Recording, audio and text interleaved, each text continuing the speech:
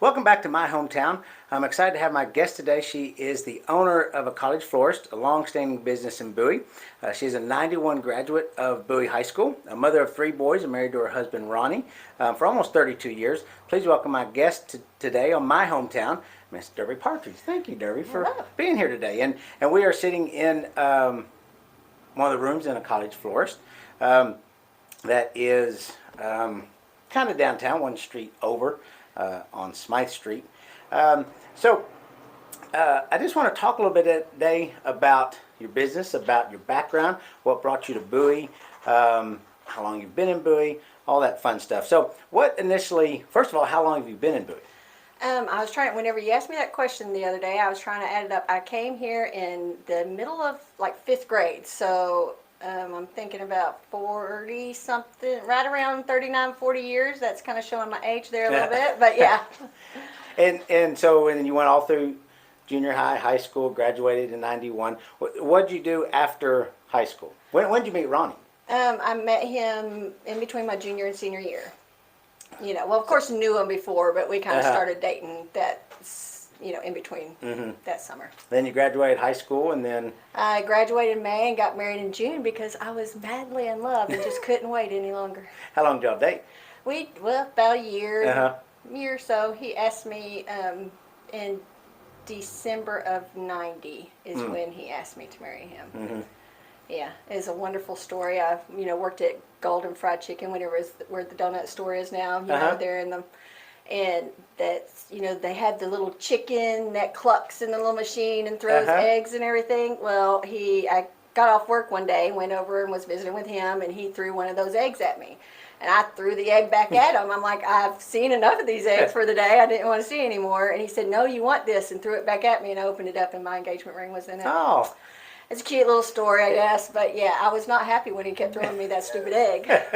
And that's the donut shop that's over And where Brookshire's is? Yes. Right. Yes. Okay. Because it used to be Golden Fried Chicken long time ago. Yes. Yes. I forgot about that. Yeah. So you got married, had 3 boys. Yeah, we got married.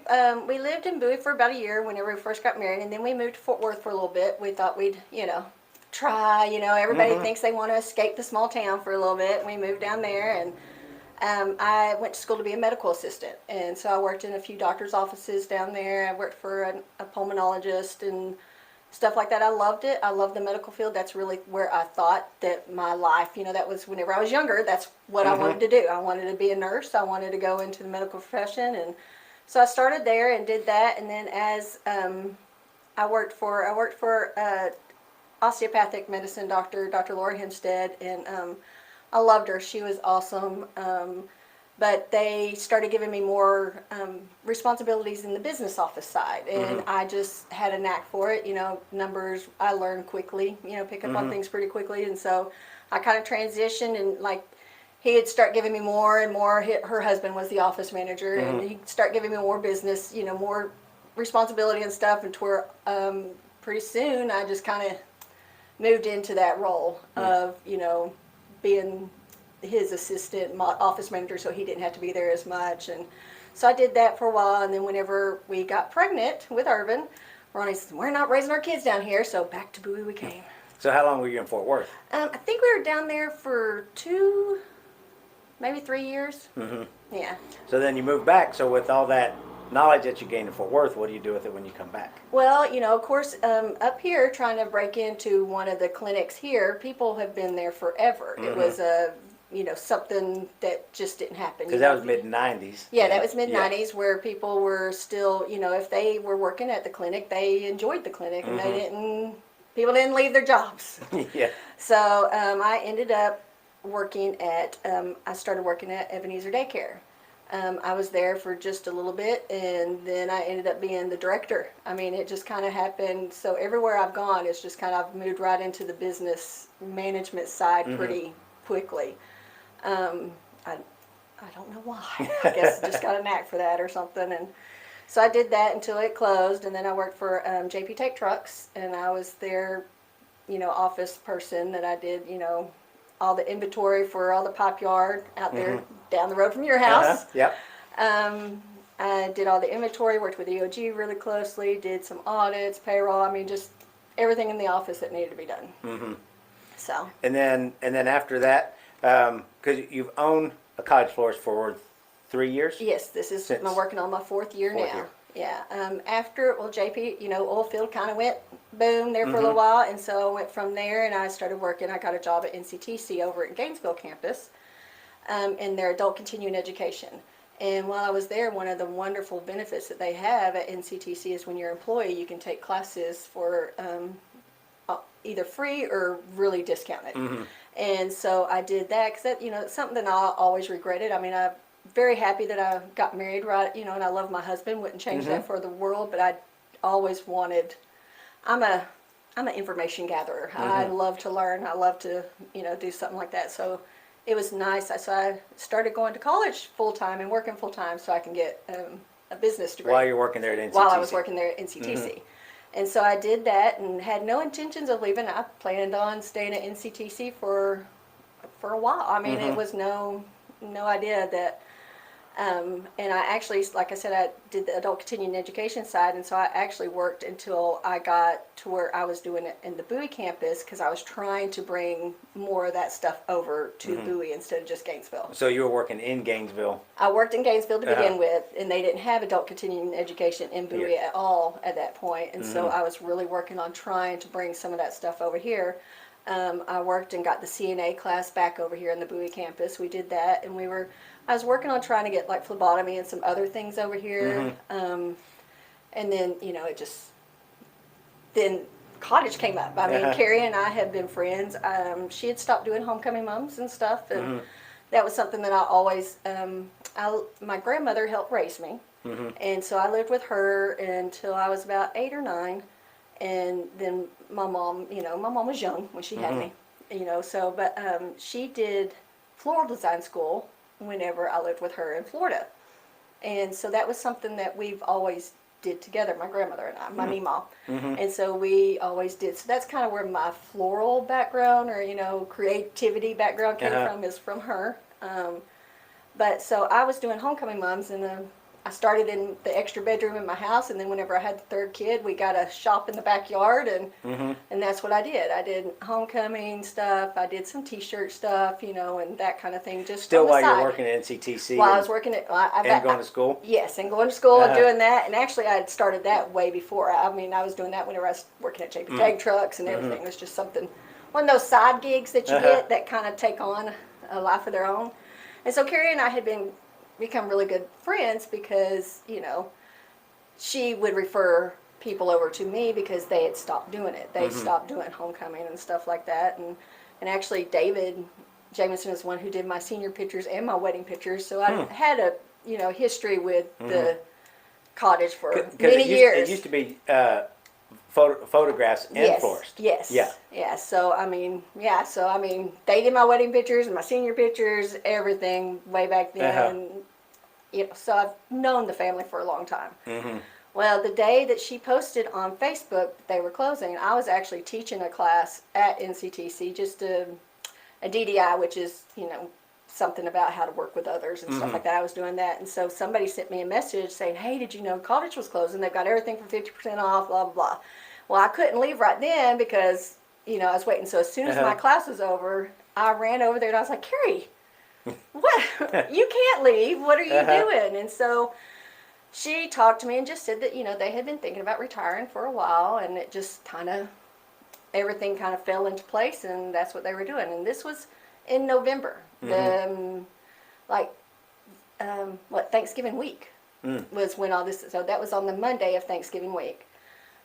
So I talked to her, and we were talking, and she goes, well, Derbi, I'm trying to sell everything. She goes, hey, why don't you, I went back there, looked at ribbon. I was going to buy ribbon for homecoming moms and stuff like that. And then she asked me about silks, and she goes, I was like, yeah, I've done silk stuff. That's what I did with my grandmother. And so I was going to buy silk stuff from her, so I was thinking, okay, I'm going to go home and talk to Ronnie about a couple $1,000s worth of inventory, for my little shop.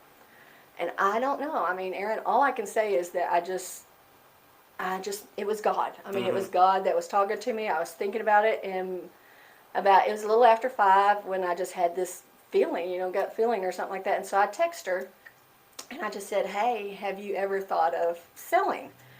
And Carrie, she goes, well, we never really thought we would, always thought that it would go in the family. And then when Davy decided that she was going to do nursing and stuff and didn't want to pursue that, they just were going to close. And she goes, but somebody like you, I might think about it. I was like, well, y'all just think about it, talk about it, and let me know. I'm telling you, within hours, we were discussing numbers, what everything was going to be. In the very next day, and of course, I'm not a millionaire or anything like that. So I was not in the financial position to where I could just go to the bank and say, hey, I need a loan. She's doing this pretty quick. This was the end of November, and January 1st is going to be their last day. Wow. So just a month or so, and then it was... Yes, and then it was over. And so my brother-in-law is an entrepreneur. He owns several dominoes up in southern Oklahoma, Wichita, stuff like that. So I called and talked to my sister and just said, hey, has Dan ever thought about investing in something other than, food and stuff like that? She goes, well, he might, and so I told her the story and stuff like that.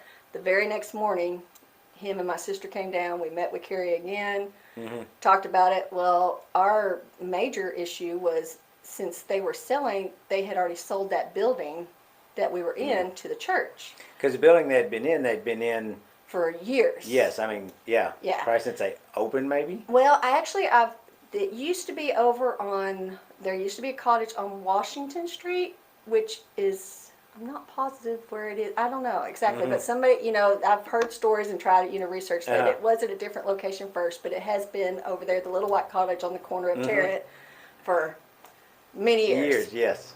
But since that was the only thing left on that block with the church, she had already promised the church that if they ever decided to do anything different, that's what they would do.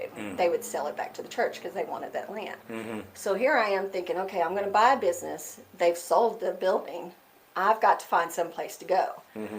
It's the week of Thanksgiving week, like I said. So, and we're driving around town. We're trying to talk to every realtor in town. I've called, I'm friends with the Swints and called them, and then I called Terry Gunner and Terry Jones. Called them all. I was like, what do y'all know? What do y'all know? But of course everybody's like, well, they're either out of town or they don't know, can't find information that fast, and it just was crazy. And so that's what Carrie was like, well, what did y'all decide? I was like, we're trying to find someplace. That was the biggest issue, is trying to see where we can put it. Well, somebody had told us that Tawny Jones owned this, and so we met with her, came and looked at it. And of course, everybody knows this used to be the Napa Auto Parts. It was just bare, nothing, cement floors. It needed. So were there rooms and all like there is now, or No. it was just wide open? It was wide. There was even the bathroom was just like a little 3-wall stall that was open on one side that you couldn't, that was against that way, but that was it. It was crazy. Just a bare shell. Yeah, pretty much. This wall was totally closed because it was kind of like two separate, like this is actually 202 and then that's 203. So there's two separate, so it was totally, just all the way back. So we had to build the extra rooms, and we I have an office, and of course we separated the work area from here. We had to build in the cooler area, and there's all kinds of stuff back there, that we built in. But we knew it was going to take a lot of work. Well, then Carrie ended up calling and saying, hey, I've talked to the church. They're willing to rent it to you until you find some place. And then we were like, okay. So everything was kind of coming together. And within, from the first moment that I talked to her about if she would be interested in selling to the time we signed papers was 24 hours. Wow. Yeah. That's quick. Yes. And so, like, post that, did you ever wonder, what did I get myself into? oh, Because that's fast. That's a big decision. That was a very big decision, and very quickly, and it was nuts. But for everything to fall together like it did, all I can say, it was, to me, I just felt like it was meant to be, that it was a God issue. It was, God laid this opportunity in my lap, and He knew it was something that I'd always, I had talked about, to Ronnie and we had always talked about, well, maybe opening something up. I actually, where the, what is the H&R Block? Is I had looked at that building several times thinking, oh, that would be such a cute little like spirit store, doing homecoming stuff, not just homecoming, but just a little bit of everything, just crafty, creative type thing. But I was always like, that's a big thing, Yeah. a bit, trying to start a new business in a small community. It's a lot, to try to think about doing, and I never felt comfortable, positive about doing it, even though it was something we had always talked about, we wanted to do. It just nothing ever fell in place like it did on this.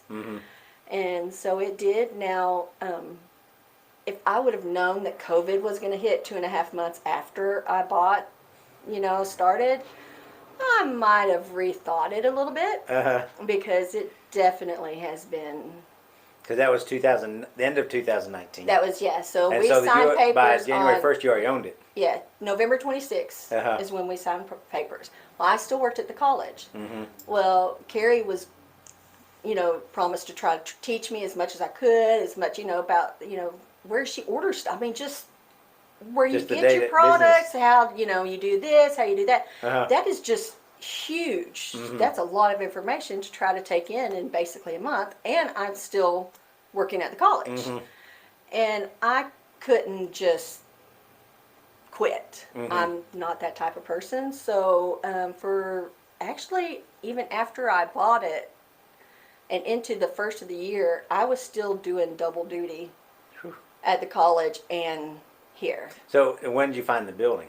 That day we did get it, but we didn't sign papers and finalize everything till the end of January is when we finally, So is that kind of when you started doing?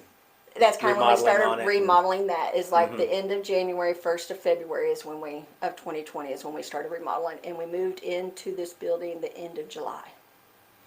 So you're still remodeling and doing it when COVID hit about the end of March of 2020. Yes. And so how did that? So switching over from the little cottage on the corner on Terrence Street over to here during COVID, how did that affect your business? It was so scary. I mean, I just, because of course we didn't pay outright for it. We got a loan, and we got to make payments and do all that stuff. And then, of course, they shut down everything non-essential, and so at first, I had to close it down completely for, luckily it was just for a brief period of time that I had to actually close it, because we ended up being kind of in, not really essential, but we were still in a necessary because of the, we had an agriculture license because of the plants and stuff, and so that let us stay where we can be, viable. And then, then, of course, this is horrible, and, not, a lot of people, oh, you should be doing great, COVID's, having a toll on some health and stuff like that. But, it wasn't like that, since they had limited, groups and how many people were not having services. And if they don't do visitations, people do not order flowers. And, of course, that is a sad reality, that this is part of my business is, in the sympathy, work and everything like that. But it is, and it's been very difficult for me on some of that stuff, because we are a very small community, and I love my community and I love the people in it. And so whenever there is a death and it's somebody that I know or I've had a relationship with, it's been emotional, but Carrie had always told me, I was like, how do one day I called her, I was like, how do you, and she goes, Derbi, just think about it, that if you can bring something beautiful in such a sad occasion, if you can lighten their experience just a tad, then it's been a blessing. And so that's how I have to remember, that, I can make something beautiful, that whenever they walk into that room, if they could see beautiful flowers that smell good and are gorgeous, if that just lifts their spirit just a little bit, then it helps. It makes a difference. Yes, ma'am. Yes, sir. Sorry. And so you get transitioned through COVID. You kind of make it through that, right? Even though it is challenging. It is very challenging. It did. I've always I'm a look at the brighter. My cup is always half full, not half empty. That's how I try to live my life and try to do things. There have been very challenging things that have kind of made me turn that every once in a while, but I try to think of it that way. So whenever we were slower was when we were doing a lot of remodeling, so I was able to come over here and work more here while we were doing some, to where before, if we were really busy at the store, I wouldn't have been able to come over here and do, because me and my family did a lot of the work ourselves. Of course, we had a licensed electrician, plumber, stuff like that, and we had somebody that came in and framed the walls for us.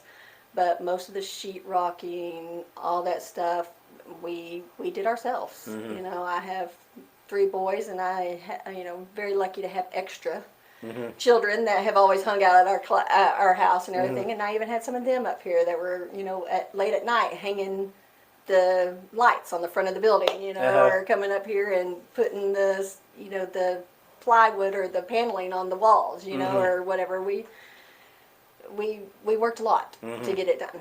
Because in our town, it's an older building, and it takes a lot of work on some of these older buildings. It's not just takes a lot of work. Oh yeah, like I said, we did. It was a little hole for the bathroom, and there was no central heat and air.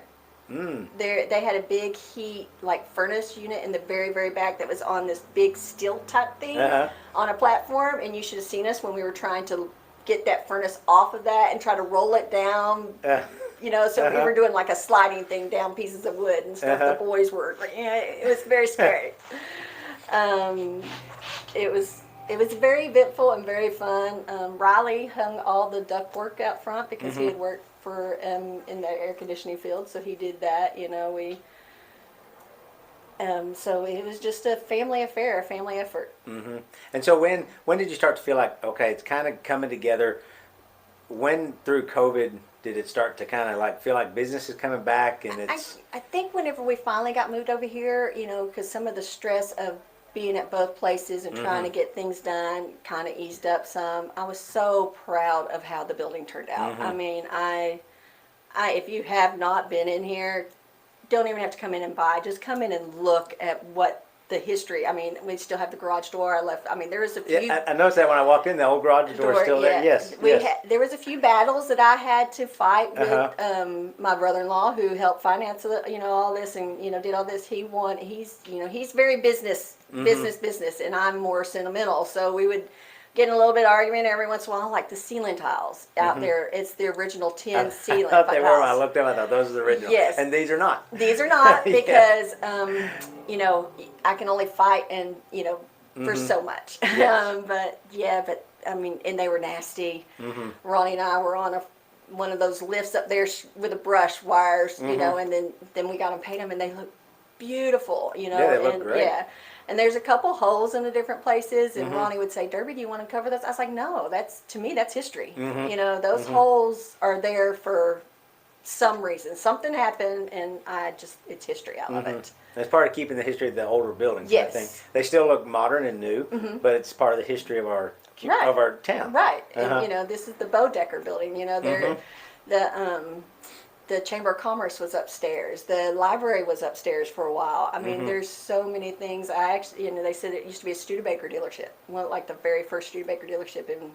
So is there still an upstairs? Yes, Oh. there's still an upstairs. We have not done any work to it yet. That's a process. Yes. We've had several different ideas of what we could do with it.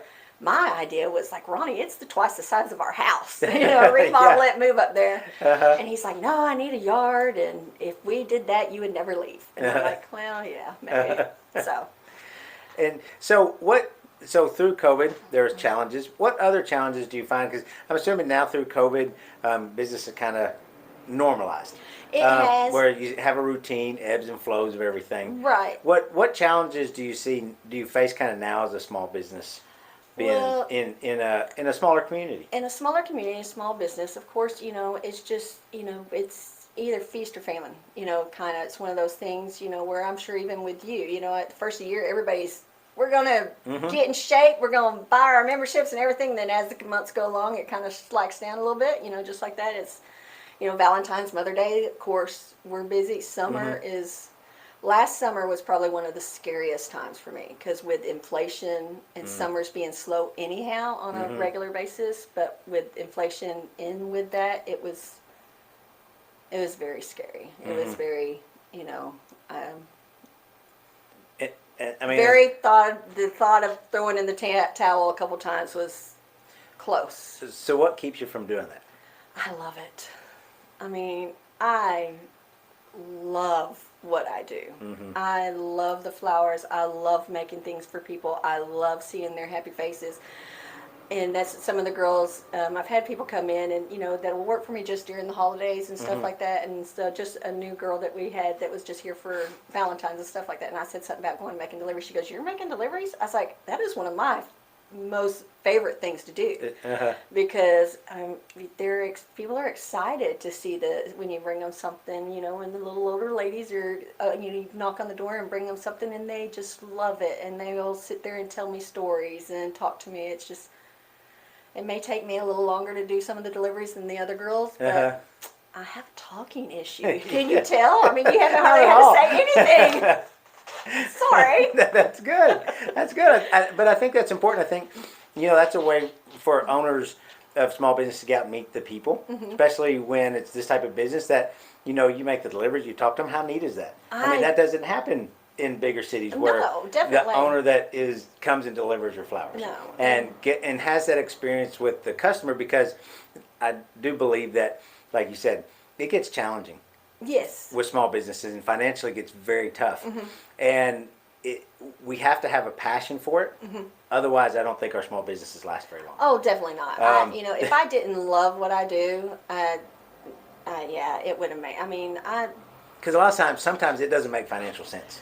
Oh, definitely not. I am not nowhere near what people are like. Oh, well, you own a business, so you have money. Yeah, no. The bank owns the business, and I owe them a lot of money. Yes. You know, it's one of those things.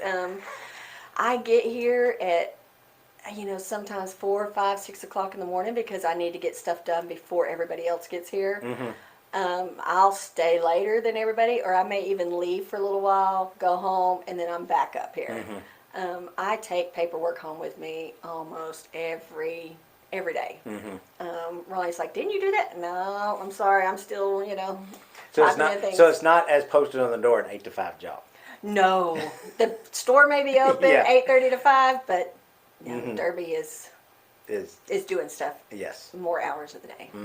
Yeah. And I think that sometimes things that go unnoticed, like you said, it's not like there's tons of money rolling around. It's a lot of times it's, you know, giving the customer the best we can, and seeing them be happy and smile, consoling them in a time of need and grief, is what makes it worth it. It's not necessarily always the dollars that make it worth it. Oh, definitely not. There's, you know, yeah, it's not the dollars. It's I love helping people. I mean, that's something, you know, even when I worked at the college, you know, I could have stayed over at NCTC at Gainesville campus and would have been fine there. Probably would have advanced my career, would have, you know, because I was looking at being, I did a lot of grant financial work and stuff like that. And and I could have gone further. But I wanted to move to Bowie because I think it's so important that people have access to get an education, and I was hoping to bring some of those technical programs to the Bowie campus. I mean, that was my goal, you know, and it's just because I love helping people. I do. And was it when you started the business and you're into it almost 4 years, is it what you expected, or is it way harder than you expected? Oh, I've never worked so hard physically and emotionally in my life. And I'm 50, y'all. You know, but yeah, and I've had, you know, I worked in daycare with kids. You would have, you know, I was up and down with them. That's tough. I have not physically worked as hard or as many hours or as emotionally as I have with this job. And again, it goes back to, sometimes I think there's a misunderstanding that, oh, we get to go home, small business owners get to go home at 5 o'clock, or they get to come and go as they please, and that's just not the way it is. No. And our community can support, all small businesses by spending dollars, spending time, coming visiting, walking around, Right. seeing, so they know to share with others. Because in a small business, that's It's the word of best. mouth. Yes, Yes. that is the best advertising. We can Yeah. advertise in all the papers, all the social media, but when a friend comes and tells you that a cottage florist gave me a beautiful bouquet, it was beautiful, they're gonna go and do that. Right, definitely. And I was so surprised, how long, I mean, we've still had people that gone to the old location. I'm sorry. You're okay. That gone to the old location and called and said, "Did y'all close?" And I'm like, "We've been here 3 years," or 2.5, Mm-hmm. And there's even signs and banners and stuff around town that says that we're on Smythe Street. But yeah, I mean, And you're a great location because we're at the end of the building, right outside behind us is Smythe Street. But you're actually at the corner, so people stop at the stoplight. You have a great sign, great lighting. Right. So it's very visible, very noticeable location. I think so. Yeah, I think it's a Yeah. great. I actually think that Smythe Street is one of the greatest streets. Oh, I do too. But I not to make anybody on Tarrant. or 59 59 or, yeah. Wise, whatever that is, Yes. or Main Street. Yeah, Main Street. Yeah, Main Whatever Street. it is over there. One street over. Yeah, and actually, when we were first looking, my brother-in-law was really big. He wanted us to be on Main Street, and I'm like, I really don't. I didn't want to be on Main Street because the parking is, horrible over there. You have to go up steps, and at the old building and stuff, we had, some older clientele that they need to be able to have easier access to come into the building and stuff like that, and I did not want them to have to struggle or it to be more difficult for them, so that's I was like, I love Smythe Street. And they actually at one point they were talking about, might be a sketchy subject here, but about getting rid of the brick. And see, I was about to say that's one of the things that's special about Smythe Street is the whole street is brick, Right. which makes it pretty neat. Yeah, and so I may have made a phone call and griped and said, "No, you can't get. That's history. You can't. Yes. It's part of the yeah, because I guess they I of course was not alive or here at this time, but this was supposed to be this street where the saloons and the brothals and all that. This was the kind of crazy side of street, and then over there was where the ladies went, and I'm kind of more of a crazy person, so I like being over here on this side.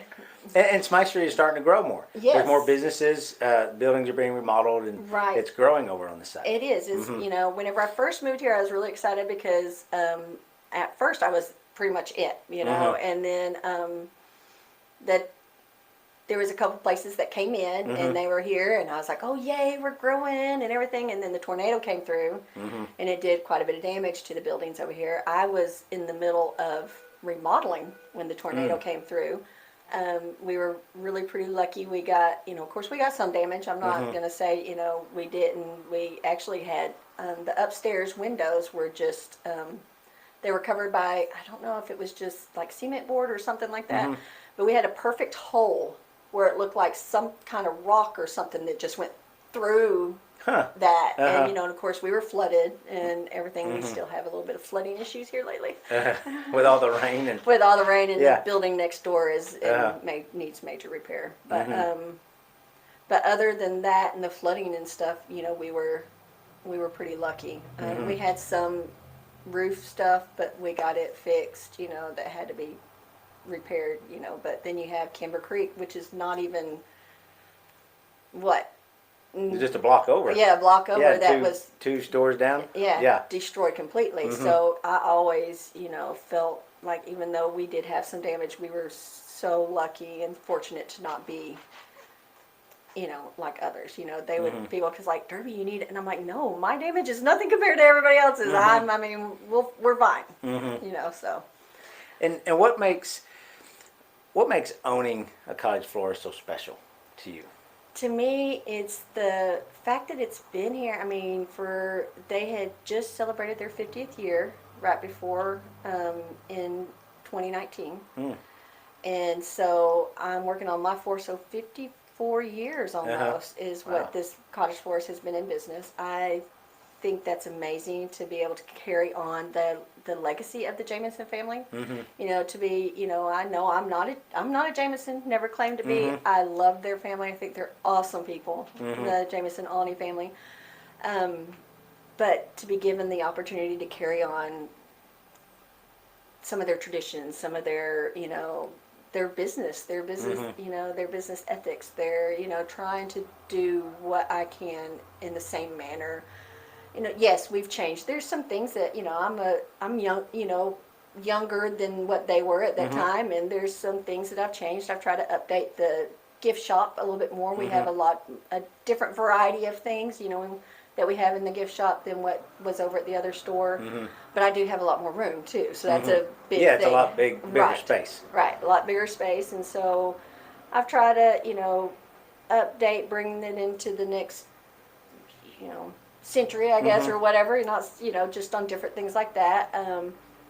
I am learning, and like I said before, I'm an information gatherer. I watch, I read, I learn, I take everything in on trying to figure out different methods of arranging flowers, different methods of trying to keep them last longer, different, where to buy things that are a little bit fresher, to get the, the product in fresher, to try to do whatever I can to make the business better.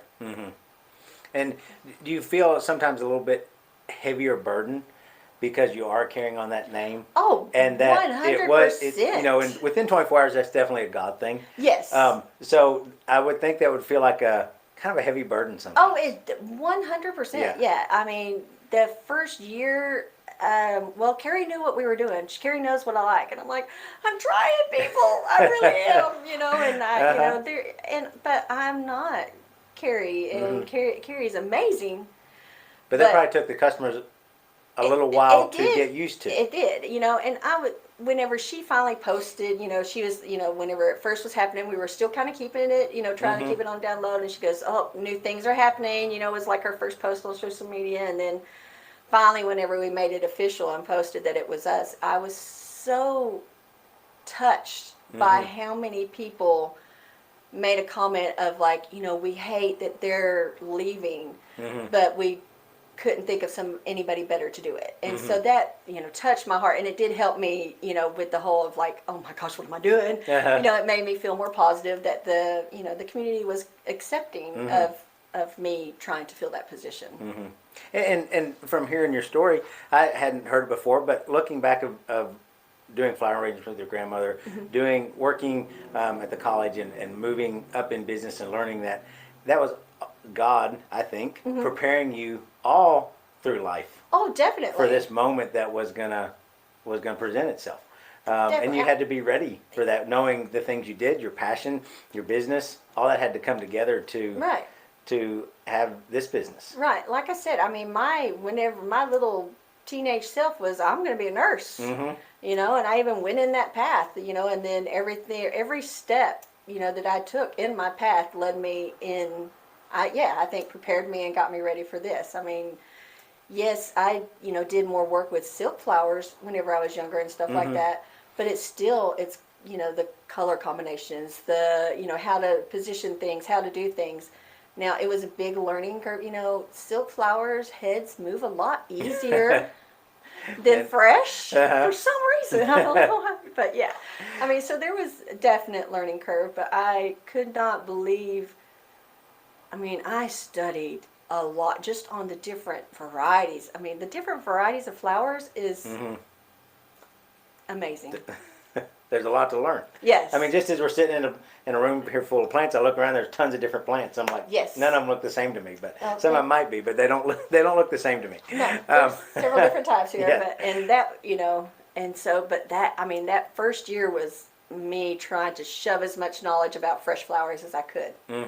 I've videos, done little trainings online. I've done some trainings, all virtual basically. I did, a goal of mine was to go to an actual school and do the class, but of course COVID hit and that didn't happen, so everything's been virtual. But I've gotten some little certificates and all that other good stuff, And learned along the way. Learned a lot by trial and error. I was very lucky. Janine Yao came, she actually worked for Carrie before, and that's another God thing. I mean, her younger sister Becca and I were best friends in school, you know. So, and I had known Janine forever whenever I was younger. And so to bring her, she's the one who helped me start it. And then, of course, life happened and she, you know, needed to go a different direction. But then also Christy, who works here with me now, Christy Reichert, she is actually from the Metroplex.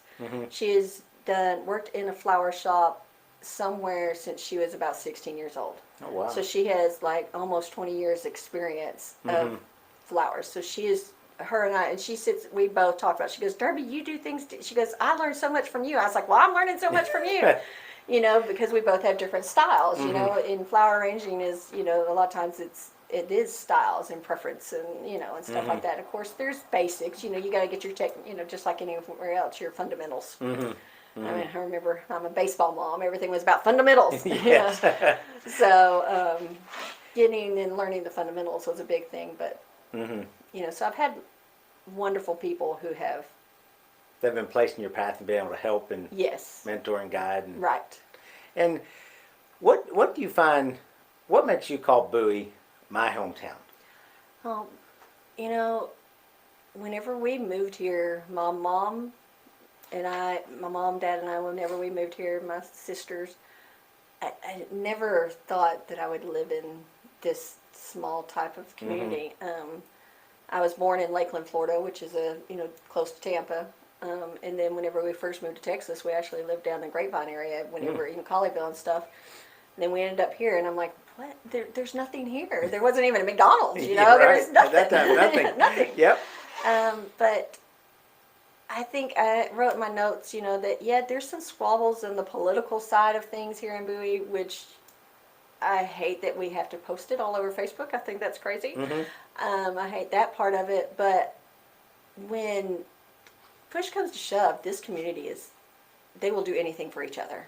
I mean, we, you know, growing, you know, being involved with all the boys' sports and everything, you know, there's been fundraisers for, you know, some of the kids that have been hurt or have cancer or, you know, or families that need stuff. You know, everybody will do anything to help their neighbors. I mean, that's just what it is. I mean, and you don't get that in the big, I mean, whenever I lived in Florida, I mean, yes, I had friends. We all lived on Dock Gay Road. That's where I was.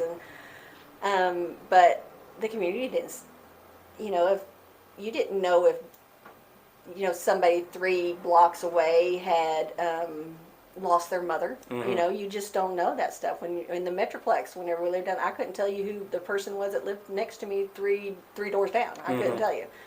Here, everybody knows it, you know, and they want to help each other. I think that's amazing.